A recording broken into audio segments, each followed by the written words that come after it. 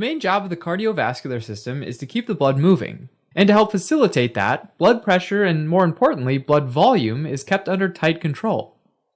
A major way the body does that is through a set of hormones that make up the Renin-Angiotensin-Aldosterone system. But first things first, everything starts in the kidney. Now, within each kidney, blood from the renal artery flows into smaller and smaller arteries, eventually reaching the tiniest of arterioles called the afferent arterioles. After the afferent arteriole, blood moves into a tiny capillary bed called the glomerulus. The glomerulus is part of the functional unit of the kidney, called a nephron. There's about 1 million nephrons in each kidney, and each of them consists of a renal corpuscle, made up of the glomerulus and the Bowman's capsule surrounding it, and a renal tubule. The renal corpuscle is where blood filtration starts. Interestingly, once the blood leaves the glomerulus, it does not enter into venules. Instead, the glomerulus funnels blood into efferent arterioles, which divide into capillaries a second time. These capillaries are called peritubular capillaries, because they're arranged around the renal tubule. Now, the renal tubule is made up of a proximal convoluted tubule, the nephron loop, also known as the loop of Henle, which has an ascending and descending limb, and finally the distal convoluted tubule. As filtration makes its way through the renal tubule, waste and molecules like ions and water are exchanged between the tubule until finally urine is formed. At the same time, the peritubular capillaries reunite to form larger and larger venous vessels. The veins follow the path of the arteries, but in reverse, so they keep uniting until they finally form the large renal vein, which exits the kidney and drains into the inferior vena cava. Alright, now if we zoom into the wall of the afferent arterioles, we'll find a very special kind of smooth muscle cell, called juxtaglomerular cells, because they're next to or juxta the glomerulus. The main job of these cells is to always keep an eye open for signals that the blood pressure and or blood volume needs to rise. These signals can come in three ways. First, juxtaglomerular cells are mechanoreceptors, also called baroreceptors, and they're designed to mechanically feel if there's low blood pressure in the incoming blood. When they're stretched by an increased blood pressure, they inhibit renin release. When they're collapsed from low blood pressure, they stimulate renin release. Second, juxtaglomerular cells are supplied by sympathetic nerve fibers. The sympathetic nervous system is activated by mechanoreceptors stationed strategically in the aortic arch and carotid sinus to measure the immediate blood pressure coming out of the heart. If they're stretched, then the sympathetic nervous system will be downregulated. However, if they collapse secondary to low blood pressure, then the sympathetic nervous system is activated. Specifically, the sympathetic nerves stimulate the B1 adrenergic receptors on the JG cells to stimulate renin. The third signal for juxtaglomerular cells comes from specialized cells in the wall of the distal convoluted tubule called macula densa cells. Macula densa cells are chemoreceptors that can sense when glomerular filtration rate increases or decreases based on the quantity of sodium and chloride ions flowing through the tubule. Here's how it works. When blood pressure rises, renal blood flow and, as a consequence, glomerular filtration rate also increases. This means that there's more fluid and more dissolved sodium and chloride ions that reach the macula densa. Now, if the opposite happens, and there's decreased fluid and sodium and chloride ions getting to the macula densa cells, then that sends a signal to the juxtaglomerular cells in the afferent arteriole. The major signal communicating between the macula densa and the juxtaglomerular cells is prostaglandins, especially PGE2. As a result, the use of NSAIDs, or non-steroidal anti-inflammatory drugs, can block this signal and impair the response of the kidney to reduce blood pressure.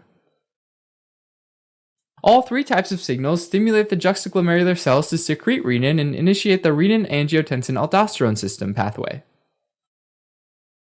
Renin is an enzyme that gets into the plasma and looks for its primary substrate, angiotensinogen. Angiotensinogen is a large protein made up of over 400 amino acids that's produced by the liver and is always hanging out in the blood. When they meet up, renin cleaves off a huge chunk of the angiotensinogen protein, leaving behind a tiny fragment called angiotensin 1 that's just 10 amino acids long, kind of like a tiny pearl found within a giant oyster. Angiotensin 1 floats through the blood until it reaches various capillaries in the body. Now, endothelial cells in general, but mostly those lining the vessels in the lungs, have an enzyme on their surface called angiotensin-converting enzyme, or ACE for short. Angiotensin-converting enzyme grabs angiotensin 1 and chops off 2 of its amino acids, leaving behind an 8 amino acid chain that's a really powerful hormone called angiotensin 2. Angio means blood vessel, and tensin means making everything more tense. So angiotensin 2 goes to the smooth muscles lining arterioles all over the body that contain the angiotensin 2 receptor, and causes them to tense up or contract, which leads to vasoconstriction of those blood vessels, and increases resistance to blood flow. So angiotensin 2 travels through the blood, and when it reaches the kidneys, it binds to angiotensin 2 receptors predominantly located along the efferent arterioles. Therefore, the efferent arterioles are much more responsive to angiotensin 2 than the afferent arterioles. So when there are low levels of angiotensin 2, only the efferent arterioles constrict, and this makes less blood leave the glomerulus, or said differently, it makes more blood remain in the glomerulus, thereby increasing intraglomerular pressure and preserving the glomerular filtration rate. However, when there are high levels of angiotensin 2, both the afferent and efferent arterioles constrict, and this decreases both renal blood flow and glomerular filtration rate. Angiotensin 2 also acts on the cells that line the proximal convoluted tubule, making them reabsorb more sodium ions from the filtrate. And by the process of osmosis, water starts to follow the sodium ions. Angiotensin 2 also acts on the hypothalamus, which is at the base of the brain, where it stimulates thirst and increases the production of antidiuretic hormone, or ADH. ADH has its main effect on the cells lining the distal convoluted tubule and collecting duct, where it stimulates more aquaporins to get into the luminal surface of the cells. Aquaporins make these cells more permeable to water, increasing water reabsorption. Ultimately, the increased thirst and water reabsorption increases the total circulating blood volume, or blood flow, symbolized as Q. In addition, the increased peripheral arterial resistance increases the total body resistance, symbolized as R. Since the change in blood pressure P equals blood flow Q times resistance R, the blood pressure rises. But angiotensin 2's work isn't over yet. It also stimulates the adrenal glands, which are a pair of glands that sit on top of each kidney. If we slice an adrenal gland open and zoom in, we'll see that it's made up of 2 parts, an inner medulla and an outer cortex. The cortex is further subdivided into 3 more layers, the zona glomerulosa, the zona fasciculata, and the zona reticularis. Angiotensin 2 stimulates cells in the outermost layer, the zona glomerulosa, to secrete aldosterone. Aldosterone belongs to a class of steroids, or lipid-soluble hormones, called mineralocorticoids, which help regulate the sodium balance of the body. Aldosterone does that by acting on the cells that line the distal tubules and collecting ducts. Aldosterone gets into those cells and binds its receptor, forming an aldosterone receptor complex. This complex is able to control the expression of genes, increasing levels of some proteins over others. One protein that gets expressed a lot is the sodium-potassium ATPase ion pump, which sits on the basolateral surface of the cells. These pumps push sodium into the blood and pull potassium into the cells. Ultimately, this helps drive a concentration gradient that pulls sodium and water out of the lumen of the tubule and into the blood, and secrete potassium.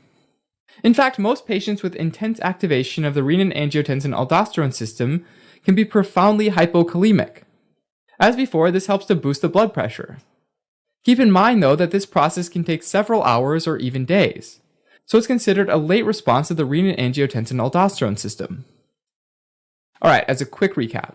Whenever there's a decrease in blood pressure, as detected by the baroreceptors of the carotid sinus, or aortic arch, or the juxtaglomerular cells, the sympathetic nerves getting stimulated, or the macular densa cells sensing less sodium and chloride ions flowing through the tubules, kidneys secrete renin that converts angiotensinogen to angiotensin 1, and then angiotensin-converting enzyme converts angiotensin 1 to angiotensin 2.